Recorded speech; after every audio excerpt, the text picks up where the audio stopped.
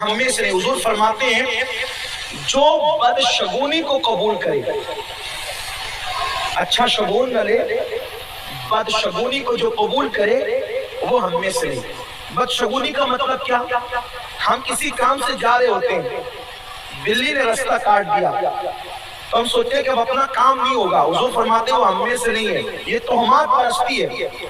ارے بلی اگر رستہ کاٹ دے کام نہیں ہو, توجہ فرمائے, بہت خاص بات کہنے چلو.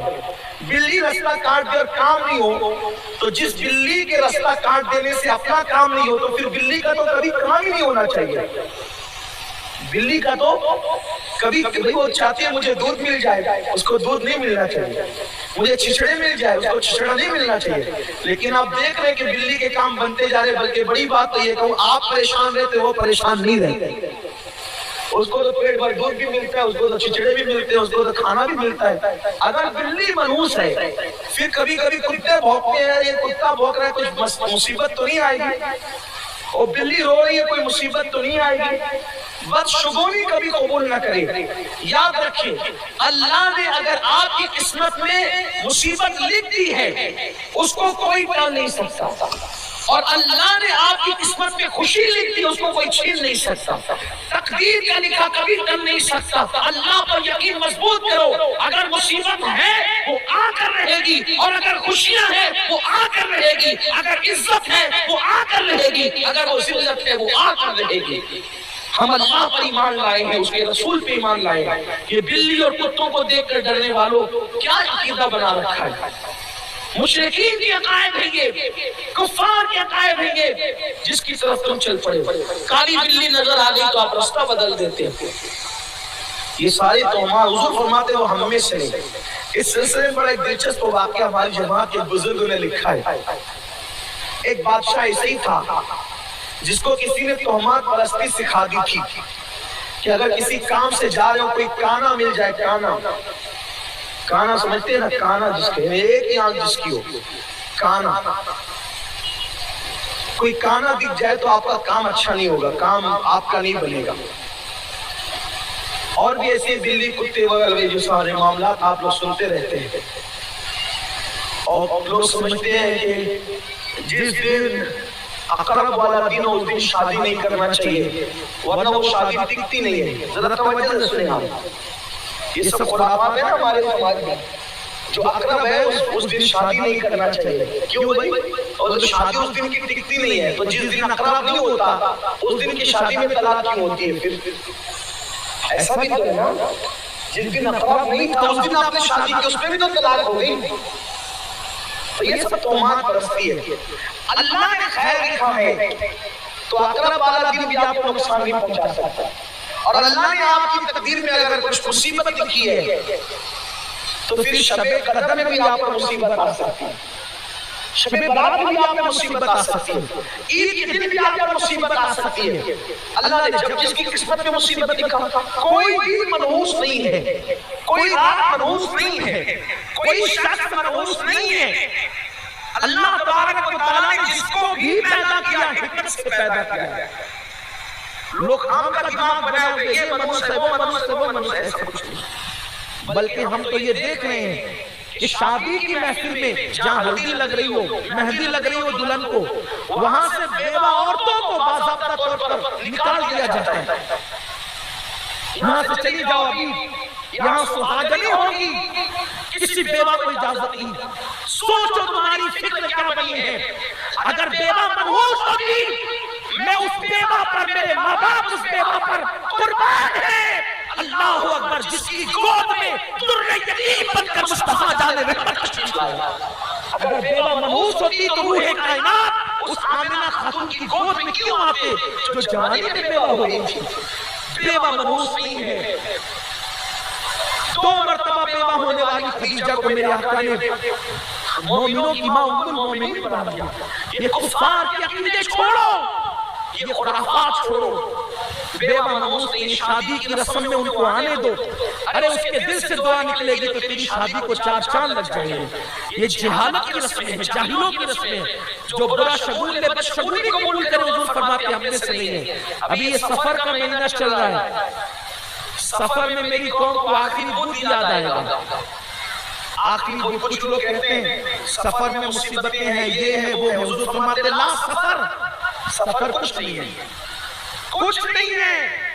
لوگ سفر کے مہینے میں اس کو کیا کہتے ہیں؟ تیرا تیزی کہتے ہیں اس کو۔ ہمارے یہاں مالیگاؤں میں تیرا، اس میں شادیاں نہیں ہوگی، منگیاں نہیں ہوگی، مبارک کام نہیں ہوں گے، کیا لگا رکھا؟ آقا فرماتے لا سفر کوئی چیز نہیں ہے، کوئی چیز نہیں ہے سفر۔ اللہ جب خوشیاں دینا چاہے تو سفر میں بھی دے دے، اللہ اگر مصیبت دینا چاہے تو کسی مبارک مہینے میں بھی تو مصیبت آ سکتا ہے۔ ہماری مصیبت کا تعلق کسی مہینے کے کسی دن کی نوست سے نہیں ہے۔ نکلیے بدشگونی سے۔ اور یہ آخری بدھ کے دن جو غسل کرے اس کی منڈی ہلنے لگتی ہے، میں کہتا ہوں یا اللہ یہ کہاں سے لاتے ہیں؟ اور یہ روایت آپ بیان کرتے کوئی آپ کو ہوتا بھی نہیں، آپ کو نہیں کوئی بیان کرتا ہے کہ یہ کہاں سے لایا ہے، یہ نہیں کوئی کہتا، آپ کو نہیں کہتا، لیکن میں کہتا ہوں یہ کہاں سے لایا، مت بیان کیجئے اس کو کہ آپ کی منڈی ہلنے لگے گی۔ ورنہ بدھ کے دن بہت سارے لوگوں نے غسل کیا ہے، ان کی نہیں ہلتی۔ آپ کہتے ہیں منڈی ہلتی ہے بدھ کے دن غسل کرنے سے، اور کیا وہ بدھ کے دن گھومنے جانا پڑتا ہے، کیونکہ حضور علیہ السلام بھی اس دن گھومنے گیا۔ حضور علیہ السلام تو علی ہو گئے۔ آقا کریم صلی اللہ علیہ وآلہ وسلم جب حجۃ الوداع سے تشریف لائے تو حضور سید عالم صلی اللہ علیہ وسلم جب علی ہوئے تو پھر علالت بڑھتی ہی رہی، درمیان میں کبھی بیشی ہوتی رہی، لیکن حضور صلی اللہ علیہ وآلہ وسلم مدینہ منورہ چھوڑ کر حجۃ الوداع سے واپس آنے کے بعد حضور علیہ السلام مدینہ منورہ چھوڑ کر کہیں تشریف نہیں لے گئے، مدینہ منورہ میں رہے۔ ایسی باتیں مت کیا کرو، اور حضور علیہ السلام و تسلیم پر ایسی چیزیں معاذ اللہ مت باندھا کرو۔ تو کوئی آخری بدھ نہیں ہے، کیوں بھئی آخری بدھ کے بعد پھر بدھ نہیں آئے گا؟ یہ کون سا آخری بدھ ہے؟ اچھا سفر کا آخری بدھ، اس کے بعد پھر سفر کا کوئی بدھ نہیں آئے گا۔ اگر اس نیت سے کہتے ہو تو چلیے کوئی حکم تو، چونکہ میں تو کوئی مفتی نہیں ہوں، لیکن اس پر کچھ آپ کو نہیں کہتا، لیکن اس میں یہ گھومنا، تفریح کرنا اور یہ کرنا وہ کرنا یہ سب آپ نے گڑا ہے، اس کی کوئی وہ نہیں ہے شریعت میں، اس کی کوئی اجازت نہیں ہے کہ گھومنے ہی جانا پڑے۔ بلکہ ہم نے تو یہ سنا تھا، بچپنے میں سنا تھا، ابھی نہیں سنا، کہ بلکہ اس دور میں لوگ اس قدر آخری بدھ کو گھومنے جاتے تھے کہ اگر لوگوں کے پاس پیسے نہیں ہوتے تھے تو لوگ آخری بدھ کے آس پاس جو مرغیاں کھولتے ہی نہیں تھے۔ تو کیوں نہیں کھولتے تھے مرغیاں؟ اس لیے کہ لوگوں کو ڈر ہوتا تھا کہ وہ آخری بدھ کو جائیں گے اوباش، اور پیسے نہیں ہوں گے تو اپنی مرغی کی باری آئے گی، وہ اس لیے مرغیاں نہیں کھولتے تھے، لیکن وہ جاتے ضرور تھے۔ یہ حالت تھی لوگوں کی۔ اب ماشاءاللہ انقلاب آیا الحمدللہ، اور اب ایسا نہیں ہوتا، لوگ بہت شعور والے ہو گئے، لوگوں کے اندر بڑی سمجھداری پیدا ہوئی، اب ایسے حالات الحمدللہ نہیں ہیں۔ لیکن کچھ لوگوں میں جو باقی ان سے بھی کہتا ہوں کہ وہ نہ جایا کریں، گھومنے پھرنے تو کبھی بھی جا سکتے ہیں، لیکن خاص اس دن یہ کہہ کر کے کہ حضور تشریف لے گئے، ایسی بات نہیں ہے۔ آپ اس طریقے کے خرافات کو رواج نہ دیں۔ عورتیں بھی جاتی ہیں گھومنے کے لیے، اس دن نہ جائیں، اس دن بچے جانے سے۔ تو عرض کرنے چلا تھا کہ بادشاہ تھا، وہ شکار کے لیے نکلا ہوا ایسی بدشگونی کرتا تھا۔ بدشگونی کا مطلب کہ اگر کانا مل جائے تو سفر اچھا نہیں ہوتا۔ وہ جا رہا تھا، صبح کے وقت نکلا، اور نکلنے کے بعد اس کو رستے میں جنگل میں کانا مل گیا، ایک ہی آنکھ اس کی کانے کی۔ تو اس نے کہا لو یار سارا کام خراب ہو گیا، سارا کام چوپٹ ہو گیا۔ اور لوگوں نے پوچھا کہ یہ کانا دکھ گیا ہے، اور یہ کانے منحوس ہوتے ہیں، اب تو شکار کے لیے نکلے، شکار ہاتھ لگے گئے۔ تو کچھ اچھے لوگ بھی ہوتے، سمجھدار لوگ، وزراء نے کہا، وزیروں نے، بادشاہ سلامت چلے تو صحیح، جو ہوگا دیکھا جائے گا، نہیں لگے تو نہیں لگے، چلے تو کہا نہیں واپس چل جانا، نہیں چلے اب نکلے تو واپس چلے۔ کہا ایک کام کرتے ہیں، پھر اس کانے کو باندھ دے لے جا کر کے نہر میں، یہ ملا کہ یہ دکھا کہ یہ منوس ہے، بہت گالیاں جس کو منوس کو دکھا کہ میرا پورا سفر تم نے میری سیر و تفریح برباد کر دی، لے جا اس کو باندھ کر دھوپ میں کھڑا کر دو، شام کو آئیں گے پھر دیکھیں گے اس کے بارے میں فیصلہ کیا کرنا۔ جب گئے تو خلاف توقع، ظاہر سی بات ہے کانا منوس بھائی نہیں، اور خلاف جس کو اللہ نے اپنے کرم سے بنانے، اللہ بنانے والا، مخلوق کا خالق اللہ ہے۔ تو گیا تو ایک سے پرندے اور جانور اس کے ہاتھ لگے، جس کو شکار کرنا چاہتا اس دن اس کا کوئی نشانہ جو ہے وہ خطا کیا ہی نہیں، اس دن کوئی تیر اس کا خطا نہیں کیا۔ خوب پرندے اور جانور شکار کر کے لوٹا۔